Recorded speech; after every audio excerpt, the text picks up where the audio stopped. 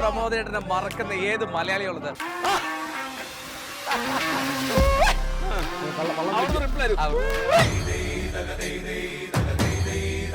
ഒരു ടീമിൽ ഇത്രയും ആളുകൾ മത്സരിക്കുന്ന വേറെ ഒരു മത്സരമില്ല.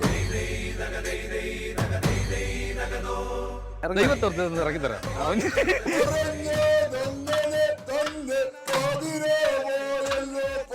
പ്രമോദേട്ടൻ സമരം നിന്നിട്ടുള്ളേ? ഇപ്പൊ നിന്നിട്ടുണ്ട്.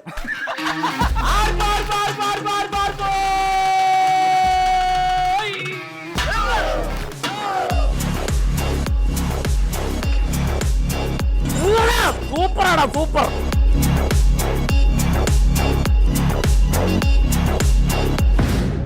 നമസ്കാരം എല്ലാവർക്കും. ഒരിക്കൽ കൂടി കുട്ടനാടൻ ഓണത്തിലേക്ക്. നമ്മൾ കുട്ടനാടൻ ഓണത്തിലെ കഴിഞ്ഞ എപ്പിസോഡിൽ നമ്മൾ കണ്ടത് എന്താണ്? വള്ളംകളി, ആഘോഷം, പാട്ട്, മേളം, വന്നോളായിരുന്നു. പ്രമോദേട്ടൻ അതൊക്കെ ആയിരുന്നു. അപ്പൊ ഇനി എനിക്ക് അറിഞ്ഞതിലും അപ്പുറം മറ്റേ സ്റ്റേജിൽ നിൽക്കുന്നത് പോലെ ഇനി വരാൻ പോകുന്നത് എന്നെ കുറിച്ച് അറിയാനാണ്. പിന്നെ അയലോക്കാരോട് ചോദിച്ചാൽ മതിയായിരുന്നു. ശരിക്കും പറഞ്ഞേ അവരൊക്കെ അയലൊക്കത്ത് നാട്ടുകാരോട് ചോദിച്ചിരുന്നെങ്കിൽ നല്ല നടപ്പായിരുന്നോ? പിന്നെ ശരിക്കും പറഞ്ഞേ അവര്. നമ്മൾ നിങ്ങള് കേൾക്കാൻ ആഗ്രഹിക്കുന്നതൊക്കെ കിട്ടിയ അടുത്തുനിന്ന് അല്ല, ഞാനായിട്ട് പറഞ്ഞു. ഞാൻ സെൻസർ ചെയ്തല്ലേ പറയത്തില്ല. ഞാൻ ഈ ക്യാമറ കട്ട് ചെയ്തിട്ട് ഞാൻ പോയി ചോദിച്ചു. അല്ല, പൊതുവെ എങ്ങനെ നാട്ടുകാരൊക്കെ നല്ല നടപ്പാരെന്നാണ് പറയാറ്? പിന്നെ ഞാനല്ല പ്രശ്നക്കാരൊന്നും അല്ലായിരുന്നു നാട്ടിൽ. അങ്ങനെ പഴക്കാളിയോ പ്രശ്നമോ അങ്ങനെയുള്ളതൊന്നും നമുക്ക് അതിന് നേരമില്ല. നമ്മൾ നാടകത്തിന്റെ പുറകെ അല്ലെങ്കിൽ കലയുടെ പുറകെ നടക്കുകയല്ലേ. അല്ലാതെ എൻ്റെ നാട്ടിലൊരു ഗ്രാമവികസന സമിതി എന്ന് പറഞ്ഞൊരു സംഘടന ഉണ്ടായിരുന്നു. നാട്ടിലെ സാധാരണ എല്ലാ കർഷക തൊഴിലാളികളും അന്നന്ന് അധ്വാനം ജീവിക്കുന്ന കുറേ ആളുകളുടെ ഒരു ചുറ്റപ്പെട്ട സ്ഥലത്താണ് ഞാൻ താമസിച്ചത്. അപ്പോൾ അവിടുത്തെ എല്ലാവരുടെയും ഉന്നമനത്തിനായി ഗ്രാമവികസന സമിതി എന്ന് പറഞ്ഞൊരു സംഘടന അവിടെ രൂപീകരിക്കും. ഒരുപാട് സ്ഥലങ്ങളുണ്ടായിരുന്നു, കുട്ടനാടിൻ്റെ വിവിധ സ്ഥലങ്ങളുണ്ടായിരുന്നെങ്കിലും നമ്മുടെ നാട്ടിൽ വന്നു അതിന് ബാലജീവനസഖ്യം ഉണ്ടായിരുന്നു. ദർശന ബാലജീവനസഖ്യം. അതിലാണ് ശരിക്കും ഞാൻ എന്നെ പരിവപ്പെടുത്തിയെടുക്കാൻ വേണ്ടിയുള്ള ശ്രമങ്ങൾ ആരംഭിച്ചു. അപ്പോൾ എല്ലാ ഞായറാഴ്ചകളിലും ഉച്ചയ്ക്ക് ശേഷം 2 മണിക്ക് ശേഷം പരിപാടികളും കാര്യങ്ങളൊക്കെ ആയിട്ട് ഡാൻസും പാട്ടും ഒക്കെ ആയിട്ട്. അപ്പോൾ അങ്ങനെ വന്ന് അന്ന് എൻ്റെ വീടിൻ്റെ വാതിലൊരു സ്കൂളാണ്, LP സ്കൂളാണ്. എന്തോ കഥയാണ്. അപ്പോൾ അതിൽ അതിൻ്റെ നമ്മുടെ അന്നത്തെ കാലഘട്ടം ഞാൻ പറയുകയാണ്. അപ്പോൾ ആ സ്കൂളിൽ കറണ്ട് ഇല്ലായിരുന്നു അന്ന്. ആ സ്കൂളിൽ ഞാൻ 4ാം ക്ലാസ്സിൽ ഒരു ബെഞ്ചിൻ്റെ മുകളിൽ കയറുന്നൊരു പാട്ട് പാടി തുടങ്ങിയാണ് എൻ്റെ കലാജീവിതം. ശരിക്കും ഞാൻ ആളുകളുടെ മുന്നിൽ പ്രസൻറ്റ് ചെയ്ത് എൻ്റെ ഓർമ്മയിൽ നിൽക്കുന്നത് അതാണ്. ആ പാട്ടേതായിരുന്നു? കണ്ണനെ കണി കാണാൻ, കണ്ണൻ്റെ കളി കാണാൻ, കണ്ണട ചുറങ്ങേണം നിന്മനം, കണ്ണട ചുറങ്ങേണം. അച്ഛൻ ഏതോ ഒരു കൃഷ്ണഭക്തിയായിട്ടുള്ള പിന്നെ സഹപാഠീനെ നോട്ടം ഇട്ട് പാടിയ പാട്ട് ഉറപ്പാ. അന്ന് ആ പരുവത്തിലേക്ക് ആയിട്ടില്ല. ഞാൻ ഭയങ്കര കുഴപ്പക്കാരൻ, കോഴിയായിരുന്നു കേട്ടോ, ഉള്ള കാര്യം പറയാം. പ്രശ്നക്കാരനായിരുന്നു. ഇല്ലെന്നുള്ള നമ്മുടെ നാട്ടുകാർ ഇത് നാട്ടുകാർ കാണുന്നല്ലേ. അപ്പോൾ അവർ വലിയ ഡീസന്റ്. ഞാൻ ഭയങ്കര പ്രശ്നക്കാരനായിരുന്നു ഇങ്ങനെയുള്ള കാര്യത്തിൽ. അല്ല, അതൊക്കെ നമുക്കറിയാവുന്ന കേസല്ലേ. എൻ്റെ കൂടെ ഉണ്ടല്ലോ 20 വർഷത്തിന് മേലായി, 21 വർഷമായി എൻ്റെ കൂടെ ഉണ്ട്. ആ കാര്യത്തിലേക്ക് ഞാൻ ജീവിതത്തിൽ ഏറ്റവും കൂടുതൽ സന്തോഷിക്കുന്നതാണ്. അവളെ ഓർക്കും, അവളെ അങ്ങനെ ഒരു ആളായിട്ട് എന്നെ കണ്ടിട്ടില്ല. ഞാൻ എൻ്റെ തുറന്ന പുസ്തകമാണ്, നമുക്ക് മറച്ചു വെക്കാനൊന്നും ഇല്ലാത്ത ഒരാളായിട്ടാണ്. അതുകൊണ്ടാണ് ഞാൻ അനർഘ മൃഗങ്ങളും ഇങ്ങനെ വളവളാന്ന് സംസാരിക്കുന്നത്. കള്ളം പറയുന്നവരല്ലേ ആലോചിക്കേണ്ടത്. അപ്പം അങ്ങനെ ഈ സ്കൂളിൽ ആ പാട്ട് പാടി അവിടെ നിന്ന് തുടങ്ങി ബാലൻസ് സഖ്യത്തിൽ നിന്ന് 10ാം ക്ലാസ്സിലൊക്കെ ആയ സമയത്ത് 8ൽ 7ലൊക്കെ അന്ന് ബ്രേക്ക് ഡാൻസ് ഭയങ്കര ഇതിൻ്റെയൊക്കെ പരിപാടിയായിരുന്നു.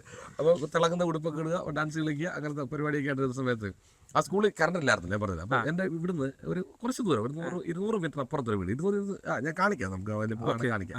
200 മീറ്റർ അപ്പുറത്തൊരു വീട്ടിൽ എൻ്റെ ഒരു കൂട്ടുകാരൻ്റെ വീട്ടിൽ കറണ്ടുള്ളൂ.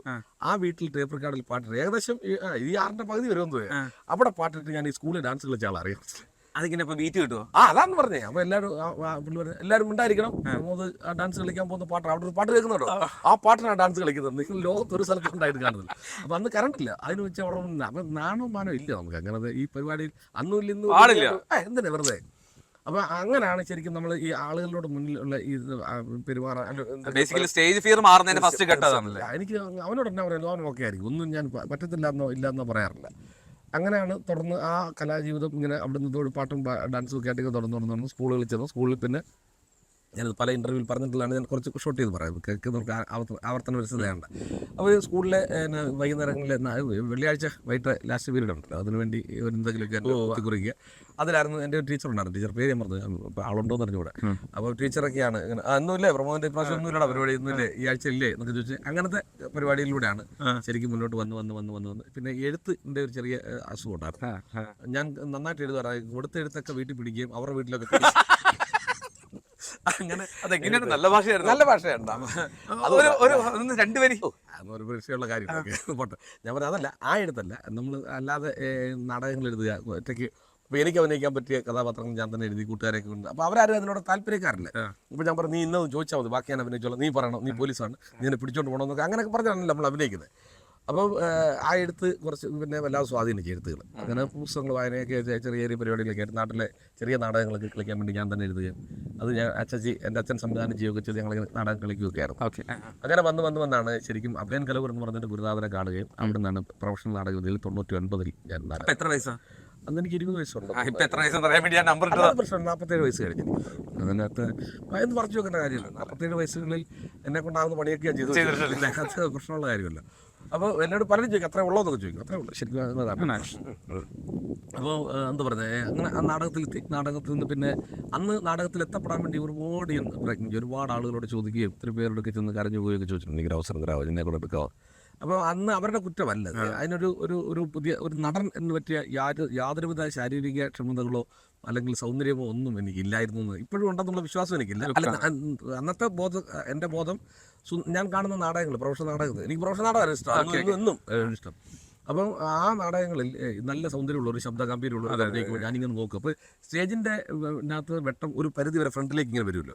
ആ ഏറ്റവും ഫ്രണ്ടിൽ നിന്ന് കാണുന്നത് അവർ കണ്ണടച്ചാൽ, ഒരു നടൻ അല്ലെങ്കിൽ ഒരു നടി ഇങ്ങനെ സീനിൽ നിന്ന് കണ്ണടച്ച് കാണിച്ചാൽ നമുക്ക് മനസ്സിലാകുന്ന ദൂരത്തിരുന്ന് വേണം നാടകം എന്ന് പറഞ്ഞ കല കാണാനാണ് ഒരു ചെറിയ അകലം നാടകം കാണാനുള്ളത്. അപ്പോൾ അവിടെ ഇരിക്കുമ്പോൾ ഈ ലൈറ്റ് വരും, ഞാനിങ്ങനെ നോക്കും. അപ്പോൾ തകർപ്പം ഞാൻ നോക്കില്ലെങ്കിൽ എൻ്റെ ദേഹത്തോട്ട് നോക്കും, ഈ കറുത്തിരിക്കുന്നു അതിനായിട്ട് എങ്ങനെ രസമാണ് കാണാൻ, നമുക്ക് പറ്റിയല്ലേ എന്നൊക്കെ ഞാൻ 100 വട്ടം ചിന്തിച്ചിട്ടുണ്ട്. 100 വട്ടം. അതൊക്കെ ജീവിതത്തിലെ വലിയ അതുകൊണ്ട് അവിടെ നിന്ന് പോയി അവരോട്ട് പരിചയപ്പെടുക, അവരോട് സംസാരിക്കുക, അവർ ചെയ്യുന്ന കാര്യങ്ങളെക്കുറിച്ച് കാണുക ഒക്കെ ചെയ്താണ് ഞാൻ അങ്ങനെ. അതുകൊണ്ടാണ് എനിക്ക് പേടി, എനിക്ക് നാടകത്തിൽ എത്തപ്പെടാൻ പറ്റും. അങ്ങനെയാണ് മിമിക്രി പറയാൻ തീരുമാനിച്ചത്. മിമിക്രി നാട്ടിലെ കൂട്ടുകാരെയൊക്കെ കൂട്ടി പിന്നെ ഞാൻ ഭയങ്കര പ്രൊഫഷണൽ വലിയ സമിതി കളിച്ചിട്ടില്ലെങ്കിൽ കുറേ കാലം മിമിക്രിയുടെ കൂടെ നടന്നു. അപ്പം നമ്മുടെ മനസ്സിൽ എന്തോ കഴിവുകളുണ്ട്, എന്തൊക്കെയോ ഉണ്ടെന്ന് അത് മറ്റുള്ളവരെ ബോധിപ്പിക്കണം എന്ന് പറഞ്ഞിട്ട് മിമിക്രി പറഞ്ഞ് നടക്കുന്നൊരു സ്വഭാവമായിരുന്നു. അവിടുന്ന് അപ്പോഴും എൻ്റെ ഉള്ളിൽ നാടകം എന്ന് പറഞ്ഞാൽ എന്നോട് വല്ലാതെ ഞാൻ ഉള്ളത്. അങ്ങനെ അഭയചേട്ടനെ കണ്ടു, നാടകത്തിലെത്തി. അവിടെ മുതൽ ഒരു 28-29 വർഷം, 2 വർഷം കൊറോണയുടെ കൊണ്ടാണ്, എങ്കിൽ 29 എന്ന് പറയാം, 29 ഈ വർഷക്കാലം, 28 വർഷം ഒന്നും കൂട്ടും നിർത്തി.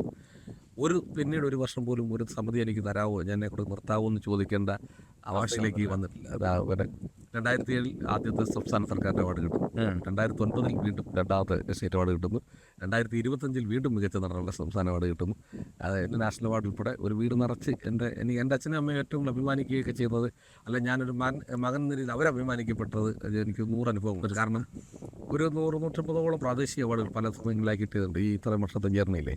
അതിൽ ഏകദേശം ഒരു 3/4% അവാർഡുകളും പോയി മേടിച്ചത് എൻ്റെ അച്ഛനും അമ്മയാണ്. ഓക്കെ, അത് വലിയ കാര്യം. വലിയ കർഷക തൊഴിലാളിയായ അമ്മയും അല്ലെ മേസ്ത്രി പണിയാറുടെ അച്ഛനുമാണ്. അവർക്ക് ഈ ചെന്നിരിക്കുമ്പോൾ പേടിയാവും, എൻ്റെ കുഞ്ഞെ വലിയ വലിയ ആളുകളെന്നൊക്കെ അവർ പറഞ്ഞു. അവരുടെ കൂടെ അങ്ങനെ ഇരിക്കാൻ പറ്റുന്നുണ്ട്. അത് ഞാൻ എൻ്റെ മോനോട് പറഞ്ഞിട്ട്, കല നമുക്ക് തരുന്ന ഒരു ഇരിപ്പിടമാണ്, മറ്റേത് ജോലി പോലല്ല. കല നമുക്ക് തരുന്നത് വല്ലാത്തൊരു സ്നേഹം. അപ്പോൾ അതിനെ നമ്മൾ എത്രത്തോളം സ്നേഹിക്കുന്നു, എത്രത്തോളം ആദരിക്കും, എത്രത്തോളം ബഹുമാനിക്കുകയും ചെയ്യുന്നത് അത് നമുക്ക് തിരിച്ചു തരും. അല്ലാതെ ലോകത്ത് എവിടെ നോക്കും അതായത് സത്യസന്ധത കാണിക്കാം. നമ്മൾ കാണിക്കുന്ന 1 മണിക്കൂർ 1/2 മണിക്കൂറൊക്കെ നമ്മൾ മനുഷ്യനാണ്, എല്ലാവിധ വികാരങ്ങളും പ്രയാസങ്ങളും അല്ലെങ്കിൽ ഈ മാനസിക സംഘർഷങ്ങളൊക്കെ ഉള്ള ആളാണ്. പക്ഷേ 2 മണിക്കൂർ നമ്മുടെ മുന്നിൽ വന്ന് ഒരു കലയെ ആസ്വദിക്കാൻ വന്നിരിക്കുന്നവൻ അവൻ്റെ ജീവിതത്തിലെ ഏറ്റവും നല്ല സമയത്തിൽ 24 മണിക്കൂറിൽ ഏറ്റവും നല്ല സമയമാണ് നമ്മുടെ മുന്നിൽ വന്നത്. അവൻ നമ്മളെക്കാട്ടിൽ വേദനകളാണ്, പ്രയാസങ്ങളാണ്. ആ പ്രയാസങ്ങളെ മാറ്റി എൻജോയ് ചെയ്യാനാണ് വരുന്നത്. ആ 2 മണിക്കൂർ 100% ആ സ്റ്റേജിൽ കയറുന്നതിന് 100% സത്യസന്ധമായി അവർക്ക് വേണ്ടി ജോലി ചെയ്യുക എന്നുള്ളതാണ് എൻ്റെ ഗുരുനാഥൻ പഠിപ്പിച്ച, ഗുരുനാഥന്മാർ പഠിപ്പിച്ച. അത് ഞാൻ ഇന്നും അന്നും ഇനിയുള്ള മുന്നോട്ടുള്ള യാത്രയിലും അങ്ങനെ ചെയ്യും. അതാണ് ഞാൻ ഇപ്പം നിങ്ങളോട് സംസാരിക്കുന്ന ഒരു തലത്തിൽ വന്നിരിക്കുന്നത്. അതെ, ഉറപ്പായിട്ടും. അപ്പോൾ ഓക്കെ, ഇതിപ്പോൾ ഭയങ്കര വളരെ ഗൗരവത്തിലുള്ള ചർച്ച ചെയ്യും. നമുക്ക് ലൈറ്റ് പിടിക്കാം, നമുക്ക് തറയാം ലോക്കൽ. ഞാൻ അല്ലാതെ ഇതാ എന്റെ കാര്യങ്ങളിലേക്ക് എടുക്കുമ്പോൾ ഞാൻ ഇച്ചിരി അത് സ്വന്തം അനുഭവത്തിൽ പറയുമ്പോൾ ആത്മാർത്ഥത. നമ്മൾ ഈ പറച്ചില്ലേ എൻ്റെ ജീവിതത്തെ നമ്മൾ തുറന്നു പറഞ്ഞിട്ട് കാര്യം ആർക്കെങ്കിലും ഇതൊക്കെ കാണുമ്പോഴേ എനിക്കും ഇങ്ങനെയൊക്കെ ആകാൻ പറ്റുമല്ലോ, ഈ പുള്ളിക്കാകാൻ പിന്നെ എനിക്ക് എന്നാ എന്നൊരു ചിന്തയില്ലേ, ആ ചിന്തയ്ക്കുണ്ട്. അല്ലാതെ ഞാൻ ഞാനൊക്കെ അത് അവിടെ ഞാൻ പെർഫോം ചെയ്യുന്നത്. നമ്മളിവിടെ പെർഫോം ചെയ്യേണ്ട കാര്യമില്ല. നമ്മുടെ സത്യസന്ധമായ ജീവിതം തുറന്ന് കാണിക്കുന്നതിനകത്ത് എന്തോ പെർഫോം ചെയ്യാൻ ആർക്കെങ്കിലും ഒരാൾക്ക് ഗുണം ചെയ്യുന്നെങ്കിൽ, കാണുന്ന കേൾക്കുന്ന അല്ലെ എൻ്റെ ജീവിതത്തെ വീക്ഷിക്കുന്ന ആർക്കെങ്കിലും എനിക്കും ഇങ്ങനെയൊക്കെ ആകാൻ പറ്റും, പുള്ളിക്കാകാൻ എനിക്കും ആകാമെന്ന് തോന്നുന്ന എൻ്റെ ഒരു തോന്നൽ, എന്നെ കുറിച്ചുള്ള ഒരു തോന്നൽ മാത്രം മതി ഞാൻ എൻ്റെ ജീവിതത്തിൽ 100% സക്സസ് കാണുന്നത്. ഈ നാടകത്തിലാണോ സിനിമ? ഇപ്പൊ നാടകത്തിൽ നമുക്ക് ഗുണം എന്ന് പറഞ്ഞാൽ ഇൻസ്റ്റന്റ് റിയാക്ഷൻ കിട്ടും. ഒരു ഡയലോഗ് പറയുമ്പോൾ അല്ലെങ്കിൽ ആ നാടകം ഗംഭീര ക്ലൈമാക്സ് അവസാനിക്കുകയാണെങ്കിൽ അപ്പോൾ വൻ കയ്യടി. സിനിമ പക്ഷെ നമുക്ക് ഫസ്റ്റ് റെസ്പോൺസ്, പിന്നീട് ഒരു റെസ്പോൺസ്, അങ്ങനെ ഒരുപാട് വ്യത്യാസമുണ്ട്. ഏതാ നമുക്കൊരു ഇൻസ്റ്റന്റ് സന്തോഷം തരുന്ന സാധനം? ഇൻസ്റ്റന്റ് അല്ല, ഒരു ഇൻ ടോട്ടൽ ഏറ്റവും കൂടുതൽ സന്തോഷം ചെയ്തില്ല തട്ട് തന്നെ സ്റ്റേജ് സ്റ്റേജ് 100%. എൻ്റെ ജീവിതത്തിലുണ്ടായ ഏറ്റവും നല്ല അനുഭവങ്ങളെല്ലാം എനിക്ക് സിനിമയിൽ നിന്ന് അങ്ങനെ വലിയ അനുഭവങ്ങളൊന്നും ഉണ്ടായിട്ടില്ല. അതിനുള്ള സമയമല്ല. നാടകത്തിലെ അനുഭവങ്ങൾ ഭയങ്കരമാണ്. ഇപ്പം ഞാൻ അവസാനം കളിച്ച നളനാക്ഷൻ്റെ വിശേഷങ്ങൾ എന്ന് പറയുന്ന നാടകം 100 വയസ്സുകാരൻ അഭിനയിച്ചത്. നാടകം തുടങ്ങുമ്പോൾ ഈ നടൻ മരിച്ചു പോകുക, ക്യാരക്ടർ മരിച്ചു പോകുക, നളനാക്ഷൻ മരിച്ചു പോകുന്നു. നളനാക്ഷൻ്റെ ശരീരത്തിനകത്ത് ബോഡി എഴുന്നേറ്റ് വന്ന് കഥ പറയുന്നതാണ് നാടകത്തിൻ്റെ ഇതിവൃത്തം. എൻ്റെ ക്ലൈമാക്സിൽ എൻ്റെ ബോഡി അടക്കം ചെയ്യുമ്പോഴും ഞാൻ ആത്മാവ് ഈ പ്രേക്ഷകരുടെ ഇടയിലേക്ക് ഇറങ്ങി പോകുന്നിടത്താണ്. അങ്ങനെ കട്ടം വീഴുന്നു, ഞാൻ ഇറങ്ങി അടക്കുന്നതാണ്. ആ ചെല്ലുമ്പോൾ ആളുകൾ നമ്മളോട് കാണിക്കുന്ന സമീപനം, കെട്ടിപ്പിടിക്കുക, ഉമ്മ വെക്കുക, കാലിൽ തൊട്ട് കഴുകുക. ഞാൻ വിയർത്ത് കുളിച്ചിരിക്കുക, എൻ്റെ അടിവസ്ത്രം വരെ വിയർക്കും. കാരണം അത്ര 2 മണിക്കൂർ ലൈറ്റ് കണ്ടിട്ടുണ്ട്. ഞാനിങ്ങനെ പിഴിഞ്ഞിട്ടുണ്ട് ഡ്രസ്സുകൾ, അതുപോലെ വിയർക്കും നമ്മൾ. അത്രത്തോളം അടുത്തല്ലേ ലൈറ്റ്. സിനിമയ്ക്ക് വെക്കുന്ന ദൂരമല്ല, നമ്മുടെ സ്റ്റേജ് 14 അടിക്കകത്തല്ലേ വെക്കുന്നത്. തട്ടിയുടെ 24 അടി സ്റ്റേജിനകത്ത് ഒതുങ്ങി വരും 14 അടി കിട്ടും. അതിനകത്ത് ലൈറ്റ് വെക്കും, മേലിലും ഒക്കെ ആയിട്ട് ലൈറ്റ്. നന്നായിട്ട് വിയർക്കും. ഇറങ്ങി വരുമ്പോൾ കിട്ടുന്നത് ഒരിക്കലും ഞാൻ ഇൻ്റർവ്യൂസിലൊക്കെ പറഞ്ഞിട്ടുണ്ട്. ഒരു അച്ഛൻ നമ്മുടെ ചാരുമുറി എടുത്തു നാടകം കഴിഞ്ഞപ്പോൾ എന്നോട് ചോദിച്ചു, കുഞ്ഞെ ഉടനെ പോകുമോ എന്ന് ചോദിച്ചു. ഇല്ല, ഒരു 1/4 മണി കൊടുക്കും, ഞാനിപ്പോൾ വരാൻ പറഞ്ഞു. പുള്ളി ഞാൻ കാണും 2 മീറ്റർ കൂടെ കാണുമ്പോൾ സൈക്കിൾ ചവിട്ടി ഇങ്ങനെ പോകുന്നു. പോയി തിരിച്ചു വരുന്ന ഒരു മൃതങ്ങൾ പോലെ ഒരു ചക്ക സൈക്കിളിന് പുറകെ വെച്ചോണ്ട് ചോദിച്ചു, ഒന്നുമില്ല വീട്ടിൽ, ഇത് കൊണ്ടുപോകണം പോലെ കൊണ്ടുപോകണം. ഞാൻ പറഞ്ഞ പോലെ ഞാൻ വണ്ടിക്കകത്ത് കയറുമ്പോൾ നാടൻ വണ്ടിക്കകത്ത് ഞാൻ പറഞ്ഞു, ഇതൊരു മനുഷ്യൻ കഴിക്കുന്ന ഭക്ഷണമാണ്. ഈ ആഹാരം ആ പുള്ളി നമുക്ക് തരാൻ കാണിച്ച മനസ്സ്, അവന് വിശപ്പിൻ്റെ അല്ല അവൻ്റെ അദ്ദേഹത്തിൻ്റെ മകനോ അല്ല ഭാര്യയ്ക്കോ അമ്മയ്ക്കൊക്കെ കഴിക്കാൻ വെച്ചിരുന്ന ഭക്ഷണം എടുത്തുകൊണ്ട് നിങ്ങൾ കഴിക്കുന്നത്. അതാണ് അവാർഡ്. അല്ലാതെ എനിക്ക് ഒരെണ്ണം വെച്ചേക്കണേന്ന് പറഞ്ഞ് ഫോൺ വിളിക്കുന്നല്ല, എനിക്ക് ഒരെണ്ണം തരണേന്ന് പറഞ്ഞു. അതുപോലെ 100 രൂപ തിരുവനന്തപുരത്ത് നമ്മുടെ വെഞ്ഞാറമൂട്ടിനപ്പുറത്തിനപ്പുറത്ത് നാടകങ്ങൾ കഴിഞ്ഞപ്പോൾ കമ്മിറ്റിക്കാരെല്ലാം ഓടി സ്റ്റേജ് ഗ്രീൻ റൂമിൽ നിന്ന് ഞാൻ മേക്കപ്പ് കഴിഞ്ഞിട്ട് വരാൻ പറഞ്ഞു. 2 കൈക്ക് പിടിച്ചു. അപ്പോൾ ഈ കള്ളന്മാരെ കർഷി ചെയ്തുകൊണ്ട് പോവുക. ഞാനിങ്ങനെ അടക്കം കുറേ ആൾ കൂടാൻ തുടങ്ങി. ആൾ കൂടാൻ ചെയ്ത് അമ്പലത്തിൻ്റെ വാതിൽക്ക് ചെല്ലും വിളി ഇത്രയും പൊക്കമുള്ള ഒരു നിലവിളക്ക് അവർ റെഡിയാക്കി വെച്ചിരിക്കുക. ഒരു നിലവിളക്ക് ഇത്ര ഉള്ള ഒരു നിലവിളക്ക് സന്തോഷത്തെടുത്തു. ഞാൻ മേക്കപ്പ് പോലും അടിച്ചിട്ടില്ല. ഞാൻ പറയും, ഇതൊക്കെ ഇതൊക്കെ ജീവിതത്തിലെ ഏറ്റവും വലിയ നമ്മൾ നടനായത് അല്ലെ കലാകാരനായതില്ലേ വല്ലാത്ത സന്തോഷം. അതിപ്പോഴും എൻ്റെ വീട്ടിലുണ്ട്. അതുപോലെ 100 അനുഭവങ്ങൾ. 100 ഈ നളിനാക്ഷൻ്റെ അല്ലേ നമ്മൾ ഒരുപാട് ഇപ്പോൾ വൈറലായ. പക്ഷെ അത് വൈറലാണെങ്കിൽ പോലും അത് വല്ലാത്തൊരു ഫീലായിരുന്നു. ഞാൻ നേരിട്ട് കാണാൻ വേണ്ടി ചോദിച്ചോട്ടെ, പ്രേക്ഷകർക്ക് ഉണ്ടല്ല, ക്ഷമിക്കണം, എനിക്ക് നേരിട്ട് കാണാൻ വേണ്ടിയിട്ട് അത് പറയണോ? അത് പറയുന്നത് കുഴപ്പമില്ല. അതെ, അതിനകത്ത് ഏറ്റവും വലിയ രസം ലോകത്തിൽ ഇന്ന് വരെ ഒരു മനുഷ്യനും നാടക ഡയലോഗ് പറഞ്ഞ് വൈറലായിട്ടില്ല. ഇല്ല, സത്യം. നിങ്ങൾ അന്വേഷിച്ചു. ഇത് ഞാൻ പറഞ്ഞതല്ല, വേറെ ഇതിനെക്കുറിച്ച് അറിയാവുന്ന ഒരാൾ എന്നോട് പറഞ്ഞു തന്നെ. പുള്ളി പ്രസംഗിച്ചപ്പോൾ കേട്ടോ, ഞാൻ ഞെട്ടിപ്പോയി. ശരിയാണല്ലോ, മറ്റ് സിനിമ ഡയലോഗ് അതുപോലെ അങ്ങനെയുള്ള കാര്യം. പ്രൊഫഷണൽ നാടകത്തിലൂടെ ഡയലോഗ് പറഞ്ഞ് വൈറലായ ലോകത്തൊരു മനുഷ്യനില്ല. ആ ഒരു മനുഷ്യനാണ് നിങ്ങളോട് സംസാരിക്കുന്നത്. ഈ പറഞ്ഞല്ലേ, എനിക്കൊന്ന് നേരിട്ട് കാണാൻ ഒരു ഫുൾ ഫീൽ. ഫുൾ പറയണമെന്നില്ല ചേട്ടൻ്റെ ഫുള്ളായിട്ട് പറഞ്ഞിട്ട് പുള്ളിക്കാരി വരുന്നുണ്ട്. കരയാൻ തുടങ്ങുന്നവരെ കരച്ചിലിന്റെ ഡയലോഗ് പറയാൻ പറ്റും. അപ്പോൾ പുള്ളിക്കാരി വന്നിട്ട് ഉള്ളി അപ്പോൾ അത് ശരിക്കും നളിനാക്ഷൻ ഇങ്ങനെ അവസാന സീനില്ലേ പുള്ളി മകനോട് പറയുന്നതാണ്. ആ പുള്ളിക്ക് ബെഡേ കിടന്ന് മൂത്രം ഒഴിച്ചു എന്ന് പറയുമ്പോൾ മകൻ പ്രശ്നം ഉണ്ടാക്കുമ്പോൾ പുള്ളി പറഞ്ഞില്ല, ഞാൻ ഒഴിച്ചില്ല എന്ന് പറയുമ്പോൾ ബെഡ്ഷീറ്റ് എടുത്ത് പുള്ളിയുടെ മുഖത്ത് വെച്ച് അമർത്തിയിട്ട് പറയും ഒഴിച്ചില്ല, പിന്നെ ഇതന്നെ അത് പറഞ്ഞിട്ട് അതാണ്. അപ്പോൾ മകൻ ഒന്ന് ക്ഷമ പറയുമ്പോൾ അച്ഛൻ തിരിച്ചു പറഞ്ഞ മറുപടിയാണ് ആ ഡയലോഗ് ഭയങ്കരമായിട്ട്. ആരുമില്ല 100 കൊല്ലം ഉപയോഗിച്ച സാധനങ്ങളൊക്കെ അല്ലേ മക്കളെ, പിച്ചാത്തിയാണെങ്കിൽ കുറേ കാലം ഉപയോഗിച്ച് കഴിയുമ്പോൾ തേയ്മാനം വരത്തില്ലേ. 101 കൊല്ലം തൂറിയ ചന്തിയല്ലേടാ, പിടിക്കുന്നിടത്തേക്ക് നിൽക്കുകയല്ലേടാ പോയി കട്ട കഴിഞ്ഞ. ഇതൊന്നും നമ്മുടെ നിയന്ത്രണത്തിൽ അല്ലേടാ. മുടിയാനെ കൊണ്ട് ചാകാതിരുന്ന എന്തോ ചെയ്യുമെന്ന് പറ. നീറാണോ തന്നെ കടിച്ചെങ്കിൽ ചാകാനേ? നോക്കുന്നവരൊക്കെ വശം കെട്ടു പോകുമെന്നറിയാം. എന്നാലും അവനവന്റെ ബലവും മൂത്രമൊക്കെ ഒരു ശീലമായി കഴിയുമ്പോ ഞങ്ങൾക്കൊന്നും അത് നാറുന്നില്ല മക്കളെ. മൂത്രവാണേലും സ്വന്തമല്ലേടാ മക്കളെ. അച്ഛൻ്റെ അഭിപ്രായം പറയട്ടെ. പത്തനാപുരത്തൊരു ഗാന്ധി ഭവനുണ്ടെന്ന് കേട്ടു. പ്രായമായവരെയൊക്കെ മാന്യമായി നോക്കുന്നെന്നാ കേട്ടെ. നിങ്ങൾ പോകുന്നതിന് മുമ്പ് അവിടെ ചെന്നൊന്ന് അന്വേഷിച്ചിട്ട് അച്ഛനെ അവിടെ കൊണ്ട് ആക്കും മക്കളെ. ചത്ത് കഴിയുമ്പോ എന്നെ കുട്ടനാട്ടിൽ കൊണ്ട് കത്തിച്ച് കളയാൻ പറയണേ. എൻ്റെ അച്ഛനും അമ്മയൊക്കെ എരിഞ്ഞടക്കിയ മണ്ണല്ലേ, നിങ്ങളുടെ പെറ്റതള്ള ഉറങ്ങുന്ന മണ്ണല്ലേടി. അച്ഛനിപ്പോ പേരറിയാവുന്ന ദൈവങ്ങളോടൊക്കെ എൻ്റെ മക്കൾക്ക് വേണ്ടി പ്രാർത്ഥിക്കുന്നത് എന്താണെന്നറിയുമോ? എൻ്റെ ഈ ആയുസ് എൻ്റെ മക്കൾക്ക് കുടുക്കല്ലേ തമ്പുരാനെ എന്നാ. എന്തിനാ അത്രേ ഉള്ളൂ. ഈ ചേട്ടന് കണ്ണുനീര് വരുന്നത് അതാണ് കേട്ടോ. ഇത് നമ്മൾ ഉള്ളി എന്നല്ലേ പറയുന്നത്, അക്കരെ കൂടെ കൊണ്ട ഉള്ളിയല്ല. അപ്പൊ പ്രമോദ് ഈ വേദിയിലെ കാര്യങ്ങളൊക്കെ പറഞ്ഞാണല്ലോ വന്നത്. ആദ്യം പറഞ്ഞ ആ ഡയലോഗിന്റെ ഒരു ഹാങ് ഓവർ മാറിയിട്ടില്ല. ഒരുപാട് പേര് കണ്ടിട്ടുണ്ടാവുമല്ലോ, ഒരുപാട് ഒരു അപ്രിസിയേഷൻ ഒത്തിരി ഓർക്കാൻ പറ്റുന്ന എന്ന് പറഞ്ഞാൽ അത് പറയണമല്ലോ. അത് ഞാൻ ജെറി എന്ന് പറഞ്ഞൊരു സിനിമ ചെയ്തുകൊണ്ടിരിക്കുക. അപ്പോൾ അത് കട്ടപ്പന നമ്മുടെ കാൽവരി മൗണ്ട് എന്ന് പറഞ്ഞ സ്ഥലത്ത്. അപ്പോൾ ഒരു എൻ്റെ വീടായിട്ട് എൻ്റെ വീണ്ടും ആ ഷൂട്ട് നടക്കുന്നു, വീടായിട്ട് ഉപയോഗിക്കുന്നു. അപ്പോൾ ഈ ഫോൺ സൈലൻ്റ് ആക്കി വെച്ചേക്കണമെന്ന് പറഞ്ഞു. ഞാനങ്ങ് സൈലൻ്റ് ആക്കി ചരിച്ച് വെച്ചു. അപ്പോൾ വെട്ടം വന്നാൽ കാണാമല്ലോ, കോൾ വരുന്നല്ലേ. അപ്പോൾ അങ്ങനെ നേരം വെളുത്ത് വരുന്നേ ഉള്ളൂ. ഫസ്റ്റ് രാവിലത്തെ ഷൂട്ട് തുടങ്ങാൻ പോകും, രാവിലെ 6-7 മണി. അപ്പോൾ ഇങ്ങനെ ഞാനിങ്ങനെ സീൻ നോക്കിയപ്പോൾ ലൈറ്റ് ഫോൺ തന്നു. ഓടിച്ചെന്ന് നമുക്കൊരു ഫാൻസി നമ്പർ അവിടെ എടുത്ത് നോക്കി. ഫാൻസി നമ്പർ ഇത് വരാൻ കാര്യമില്ല. നമ്മുടെ അടുത്ത് ഹലോ എന്ന് വെച്ചോ. ഹലോ പ്രമോദാണോ? അതെ പ്രമോദേ, ഞാൻ സിദ്ദിഖാണേ. ഞാൻ സിനിമയിലേക്ക് എനിക്ക് സിദ്ദിഖാണ്. ഞെട്ടിപ്പോയി. ഞാൻ യുവൊക്കെ തന്നെ നീ എന്തുവാടാ അതിനകത്ത് കാണിച്ചു വെച്ചിരിക്കുന്നത്? ഇൻ്റർവ്യൂ ഞാൻ കണ്ടിട്ടിരിക്കുകയാണ്. ഇവിടെ മോനെ നീ കൊള്ളാമല്ലോടാ, അടിപൊളിയായിട്ടുണ്ടല്ലോടാ, സന്തോഷമായിട്ടല്ലോടാ.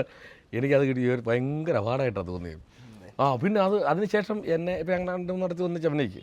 അപ്പോൾ എവിടെയെങ്കിലുമൊക്കെ നമ്മുടെ കാര്യം പറയുമ്പോൾ ഒരു ക്യാരക്ടർ വരാമ്പോൾ അവനെ വിളിയാവും കൊള്ളാം എന്ന് പറഞ്ഞ് അങ്ങനെ ഇപ്പോൾ വിളിക്കാറുണ്ട്. ഇപ്പോൾ 2 ചെറിയ കാര്യം. ഇവരൊക്കെ സിനിമയുടെ എവിടെ നിൽക്കുന്നവരാന്നേ. അവരെയൊക്കെ നമ്മളെ ഓർക്കുക എന്ന് പറയുന്നത് തന്നെ വലിയ ഭാഗ്യമല്ലേ. അപ്പോൾ ചെല്ലും എടാ ഞാനത് കണ്ടായിരുന്നു, ആ സിനിമ കണ്ടായിരുന്നു, നന്നായിരിക്കുന്നു എന്നൊക്കെ പറയുകയൊക്കെ ചെയ്യും. ഞാനും സാധാരണ നല്ല സിനിമകൾ കാണുമ്പോൾ വിളിച്ച് പറയാറുണ്ട്. അപ്പോൾ എന്നോട് പുള്ളി പറഞ്ഞൊരു കമൻറ്റ് എനിക്ക് ഭയങ്കര, പുള്ളിയൊക്കെ ഒരു വലിയ നടന്മാരല്ലേ, വലിയ മലയാളത്തിലെ ഏറ്റവും നല്ല നടന്മാരിൽ ഒരാളല്ലേ. അപ്പോൾ പുള്ളി ഒരു ദിവസം ഞാൻ നേരെ എന്ന് പറഞ്ഞ സിനിമയാണ് കണ്ടിട്ട് ഞാനിങ്ങനെ തിരിച്ച് തിയേറ്ററിൽ ഞാനും ഫാമിലി ഉണ്ട് വരുമ്പോൾ ഞാൻ വിളിച്ച് ഞാനാ പ്രമോദ. ഞാൻ പറഞ്ഞു ഇത് കണ്ടു, ഗംഭീരമായിരിക്കുന്നൊക്കെ, ഒരു രക്ഷയില്ല, അടിപൊളി, സന്തോഷം.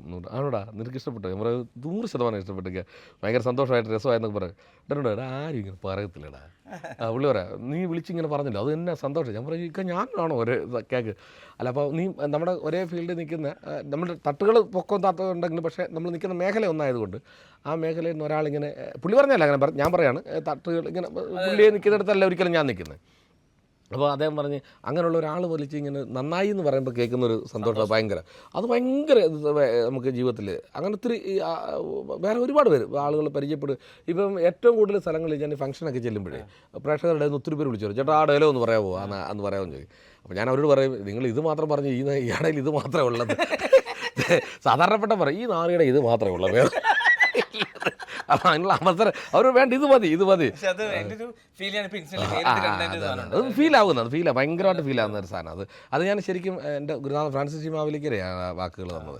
അപ്പോൾ അതിനകത്ത് ബാക്കി ഈ നളിനാക്ഷൻ ഇങ്ങനെ എൻ്റെ പുള്ളിയുടെ ചെറുപ്പകാലം 38 വയസ്സ് 78 വയസ്സ് 101 വയസ്സ് അങ്ങനെ 3 കാലഘട്ടമാണ്.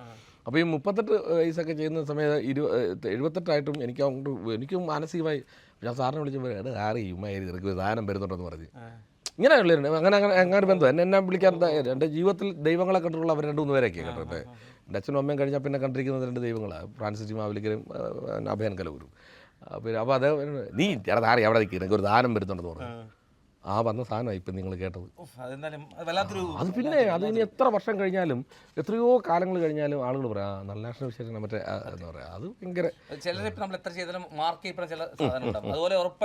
തീർച്ചയായും എന്നെ അതിലാണ് പലരും അറിയുന്നതും തിരിച്ച് അതൊന്ന് പറയാവോ എന്ന് ചോദിക്കുമ്പോഴേ അത് വലിയ സന്തോഷമല്ലേ അത് പറയാവോ എന്ന് ചോദിക്കും. ഇനി ഈ പറഞ്ഞല്ലേ ഇപ്പോൾ യുവതാരങ്ങളിൽ പ്രധാനികളൊക്കെ കൂടെ അഭിനയിച്ചു, എല്ലാവരും കൂടെ അഭിനയിച്ചു.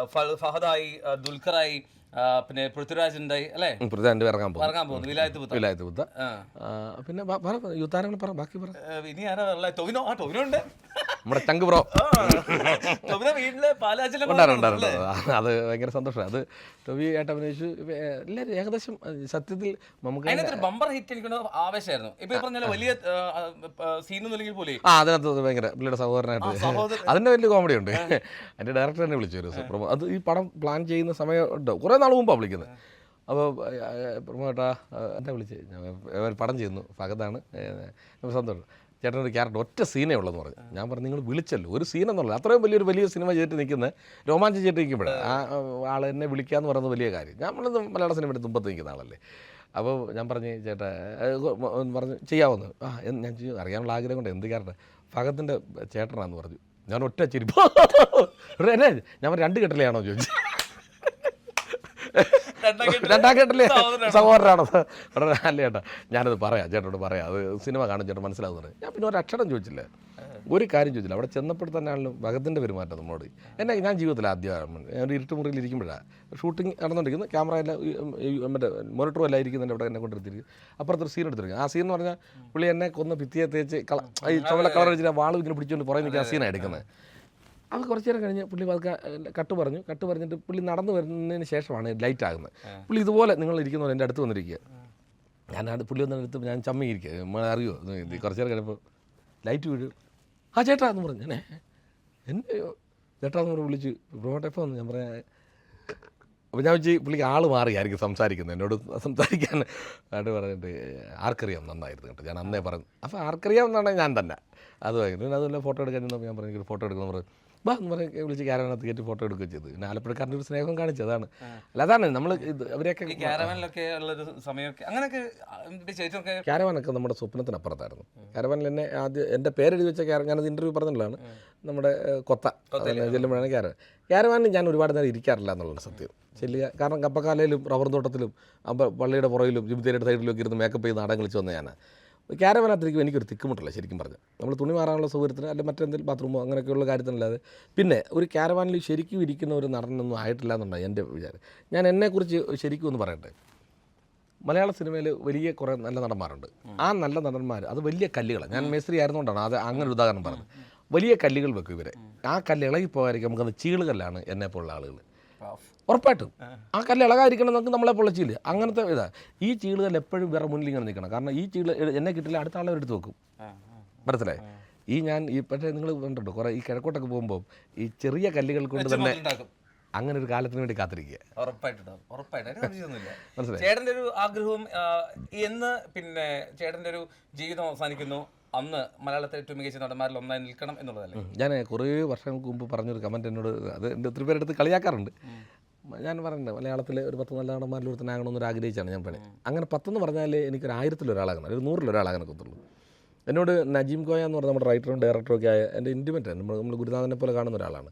അത് എന്നോട് പറഞ്ഞൊരു തമാശയിൽ ഒരു വലിയ കാര്യമുണ്ട്. എന്നോട് പറഞ്ഞു അന്ന് പറഞ്ഞത് കാത്തിരിക്കട കനകം വരുമെന്ന് പറഞ്ഞു. ഒന്ന് നീ കാത്തിരിക്കും നിനക്ക് കനകം വരുമെന്ന്. 2 പുള്ളി പറഞ്ഞത് മലയാള സിനിമയിൽ കേരളത്തിൽ 4 കോടി ജനങ്ങളുണ്ടെങ്കിൽ 4 കോടി ജനങ്ങളുണ്ടെങ്കിൽ അതിൽ 10,000 പേര് സിനിമയുമായി നടന്മാർ നടിമാർ സംവിധായകർ എഴുത്തുകാർ അങ്ങനെയൊക്കെ ഒരു 10,000 പേരെ കൂട്ട്. ആ 10,000 എന്ന് എഴുതുന്നിടത്ത് നിൻ്റെ പേര് എഴുതുന്നില്ലേ? ഏറ്റവും ഇങ്ങേറ്റം ഓർമ്മ. അത് വലിയ ഭാഗ്യമല്ലേ? 4 കോടി ജനങ്ങൾക്കിടയിൽ ഒരാള്.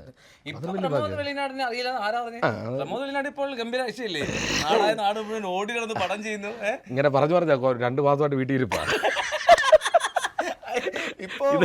ഇതേ ഇതാള് നമ്മുടെ ടിനി ടോം ചേട്ടൻ പറഞ്ഞേ പ്രമോദ് മലയാള സിനിമയിൽ ഉപ്പാന്ന് പറഞ്ഞ് കൂടാനും പാടില്ല കുറയാനും പാടില്ല ഇല്ലാതിരിക്കാനും പാടില്ല. പക്ഷേ ഇപ്പൊ കുറഞ്ഞ ആളായിട്ട് ഉപ്പില്ലാത്ത ഭക്ഷണമാണ്. ഉപ്പ് മുന്നോട്ട് പോകാൻ പറ്റില്ല. അതെ അതെ ആകട്ടെ എന്ന് വിചാരിക്കും. നമ്മൾ പണിയെടുക്കുന്നേ വരുവന്നേ അങ്ങനത്തെ. അപ്പം ആ ഒരു ആത്മവിശ്വാസത്തിലാണ് മുന്നോട്ട് പോകുന്നത്. അല്ലാതെ ഒരു അക്കാഡമിക് ഫലമായിട്ട് ഒരു പിൻബലമില്ല. പ്രീ ഡിഗ്രി വട്ടം പൊളിഞ്ഞ് കൊട്ട കയറിയ ആളെയാണ്. അത് പിന്നിലെ കഥകളൊന്നുമല്ല. പാർട്ടി ഇങ്ങനെ സിന്താബായിരുന്നു ഇത്തിരി പാട്ടും ബഹളമൊക്കെ ഉള്ളതുകൊണ്ട് ഇച്ചിരി സിന്താബായുടെ ഫ്രണ്ടിൽ കയറ്റി നിർത്തും. അപ്പം ഞാൻ വിചാരിച്ചു ഇതാണ് ലോകം, ഇതിനപ്പുറത്ത് വേറെ പരിപാടി. പെൺപിള്ളേരൊക്കെ എല്ലാ പരിപാടിയും ഉണ്ട്. നമ്മൾ ഒന്നിനും പുറകോട്ട് നിൽക്കുകയല്ലേ. വഴക്കം ഞാൻ കോളേജിൽ തല്ലും പിടുത്തൊന്നും ഉണ്ടാക്കിയിട്ടില്ല. ഈ പാട്ടാണേലും ഇതാണേലും കോളേജിലൊക്കെ മറ്റേ 100 പൂക്കളൊക്കെ പാടുന്നത്. നൂതനേ ദിഹാസ മധുര സമരരംഗഭൂമിയിൽ ഉദിച്ചുയർന്ന താരമേ നൂതനാശയങ്ങളെ ലാൽസലാം. അതൊക്കെ ആ പാട്ടൊക്കെ പാടുമായിരുന്നു. ഒത്തിരി പാട്ട് വേണ്ട 100 പൂക്കളെ 100 പൂക്കളെ ലാൽസലാം ലാൽസലാം ലാൽസലാം സഖാക്കളെ അതൊക്കെ പാടുമായിരുന്നു. സ്വന്തം എഴുതിയ പാട്ടുകൾ എന്താ? ഓണപ്പാട്ടോ അല്ലെങ്കിൽ നാടൻപാട്ടോ എല്ലാം ജലോത്സവ പാട്ട് എഴുതിയിട്ടുണ്ട്. ഇപ്പം തലവടിച്ചുണ്ടെന്ന് പറഞ്ഞ വെള്ളത്തിൻ്റെ പാട്ട് ഞാൻ എഴുതിയ പാട്ടാണ്. ഞാൻ തന്നെ പാടിയതും എല്ലാം ചെയ്തത്. അപ്പം ഇപ്പോൾ അല്ലാതൊരു പണ്ട് കുട്ടനാടിനെ കുറിച്ച് എഴുതിയൊരു പാട്ടുണ്ട്, അത് പാടാം നമുക്ക്. പാടട്ടെ? പിന്നെ കുട്ടനാട്ടിൽ പോകണ പെണ്ണെ കൂടെ പോരാൻ ആളുണ്ടോ? ചേറ് നിറഞ്ഞൊരു പാടവരമ്പിൽ കൂടെ നടക്കാൻ ആളുണ്ടോ? കുട്ടനാട്ടിൽ പോകണ പെണ്ണെ കൂടെ പോരാൻ ആളുണ്ടോ?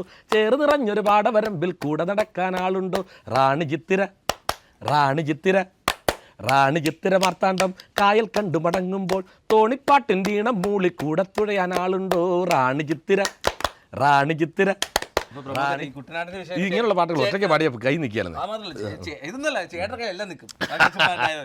എങ്ങനെയാ മാവേലിയെ പറ്റിയുള്ള അഭിപ്രായം എന്താ? മാവേലി നല്ലതല്ലേ, അടിപൊളിയല്ലേ. മാവേലിക്ക് പത്ര കുടവായിരുന്നില്ല, മാവേലി എന്നെ പോലെ സിസ്റ്റാക്കാ. അല്ല ഞാനേ ഇതിൻ്റെ ഒരു തമാശ പറയാം. എൻ്റെ ഈ വയറിങ്ങനെ ചാടി നിൽക്കുന്ന ഒരു സ്ഥലത്ത് ഞാൻ ലൊക്കേഷൻ ഇങ്ങനെ നിൽക്കുമ്പോഴേ ഒരാളിനോട് പ്രൊമോട്ടാ ഇത് വയറ് ചാടി വരുന്നു കേട്ടോ എന്ന് പറഞ്ഞ് ഞാൻ പറഞ്ഞു ഇടഞ്ഞു വന്നൊരു കാര്യം പറയട്ടെ. എൻ്റെ ഈ പുക്കിൾ നട്ടലേന്ന് മുട്ടി നടന്നൊരു കാലം എനിക്കുണ്ടായിരുന്നു. അന്ന് ഈ അകത്തോട്ടെന്നാ പോകുന്ന ഒരു മനുഷ്യന് ചോദിക്കാനില്ലായിരുന്നു. ഇത് പുറത്തോട്ട് തള്ളിപ്പോഴാണ് നിനക്ക് ചോദ്യം വന്നത്. ഇത് ഇങ്ങോട്ട് തള്ളിക്കൊണ്ട് വന്നതിൻ്റെ പാട് എനിക്കറിയാം. പണ്ട് ഒരു മനുഷ്യൻ ഇതെന്നെ അകത്തോട്ട് ഒരു മനുഷ്യൻ ചോദിക്കും അയ്യോ വയറ് പറ്റി കിടക്കുന്നു ചോദിക്കുകയല്ല, ഇതന്നെ വയറൊക്കെ ചാടിയല്ലോ. അത് കഷ്ടപ്പെടുത്തി അധ്വാനിച്ച് ചാടിക്കൊണ്ട് വരുന്ന ഇതൊക്കെ. കുട്ടനാടൻ കുയിൽ പാടി കൂട്ടത്തിൽ ഞങ്ങളും കൂടി കൊട്ടും കുരവയുമായി കെട്ടുവള്ളങ്ങൾ നിരന്നേ തെയ്യാദിനം ദിനം താരോ തെയ്യത്തിനം ദിനം താരോ തെയ്യാദിനം ദിനം താരാ തെയ്യത്തിനം ദിനം താരാ. ഓണത്തിന്റെ വിശേഷങ്ങൾ ഇനിയുമുണ്ട്, ഇനിയും നമ്മോട് തുടരും. തുടരുകയും ചെയ്യും. നമുക്ക് വീണ്ടും കാണാം.